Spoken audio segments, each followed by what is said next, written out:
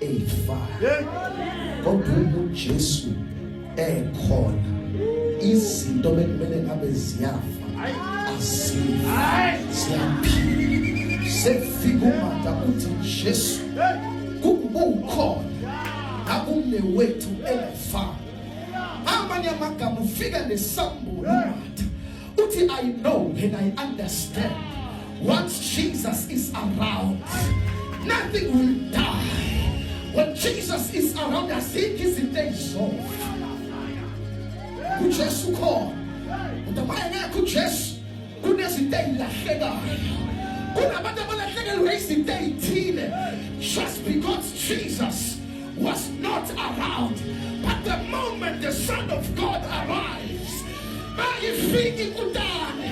Ikonyama yote niga chuta. Dama kufida ya fuga.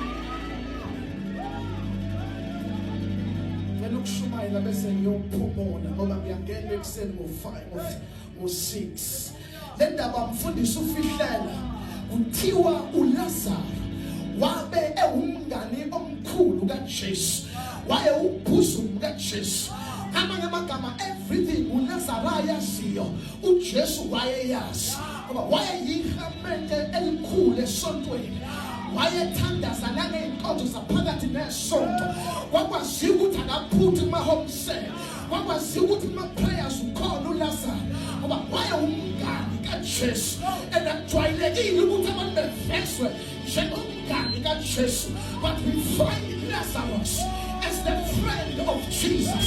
Lithi iBhayibheli umngani kaJesu wagula kanti noma umngani kaJesu kuyenzeka siwehlele umngani kaJesu kodwa uyagula abazalwane umngani nomuntu ongazalwanga ngentando yowesifazane nangentando yendoda kodwa wagula umngani kaJesu ugula kanjani umngani noJesu kuyenzeka uze esontweni ikufikele isizini yokugula kuyenzeka uthayithe emandleni ikufikele isizini yokugula kuyenzeka ufaste kodwa ufikelwe isizini uLazaro umngani kaJesu wafikelwa isizini yokugula kusho ukuthi kuyenzeka nje sithi unamasaya kodwa kufika isizini kuyenzeka nje sithi Lord you are worthy kodwa kufika isizini ngoba ibanjwa